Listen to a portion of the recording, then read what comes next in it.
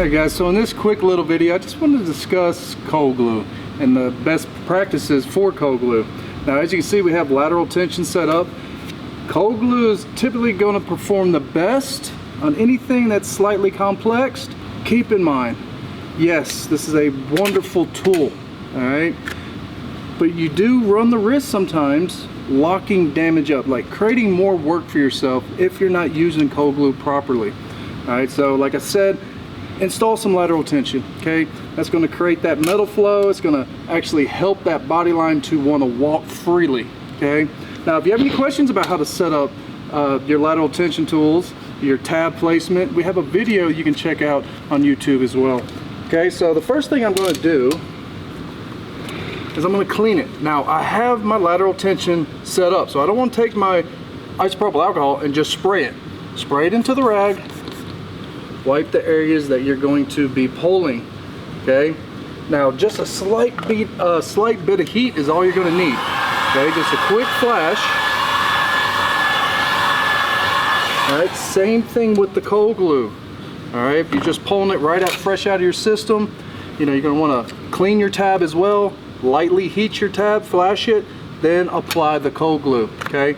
Take your heat gun and just give a quick little flash. You do not want to overwork it, right? So you don't want to get it too hot.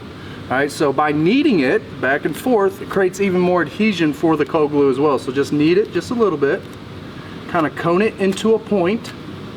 All right, and if I'm looking at this dent right here, typically I want to start somewhere in the crown area to create that metal flow. But with this dent, we have a sharp body line and it's extremely trapped right here. So knowing that, if I started here and walked my way into that body line, 9 times out of 10, this body line is going to be so trapped, you're not going to be able to get it to move. So for this particular dent, I'm going to start right here in this locked up area just to get something moving. All right, so first thing I want to do, let's add slight tension to our K-power here. That's pretty good. I want to stop here. All right.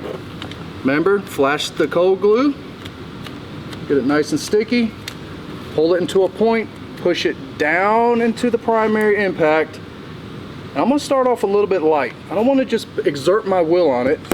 Oh, so look right there. Didn't take much at all. And the reason it didn't take much is because of the lateral tension that we have set up. All right, so right there, a little more bump, pull it off. If it gets real sticky, all right, just get your vortex cooler, cool it down, okay? If it gets overworked, grab the vortex cooler off the premium, lightly cool it down, okay?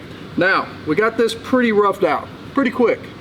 Now my next move is gonna be somewhere in the crown area, because I know this is where a lot of tension has the dent trapped, right? Has it locked up right here in these crown areas. So I'm gonna start right here, not down below it, because if I start here and move my way out to the left or the right, I run the risk of locking these crown areas up, okay? It's all about getting the metal to move freely. So I'm gonna start here, quick bump, there we go, that's all I want. Let's move in just a hair, right here, and walk our way back into that body line, okay? So let's do it again, right here, it's a little soft, it's okay. Boom, that's it. All right, let's do it right here. It might walk back in again. Bump, there we go. Now I can stop, do a light bit of crown work just to make sure we're getting everything nice and tight. Okay, so let me grab my blending hammer. Once again, if it wants to move, it will move. Don't exert your will on it. Okay, now we're gonna walk more into this primary here. Okay, bump, there we go. I'm gonna start right here. So we have a little bit of a crown action going on right here in the corner. Let's work that in. Nice bump. Knead that back to a point. Let's move in just a little bit. Another bump, there we go. That's what I was looking for. Come back up here. Yes. So we're roughed out.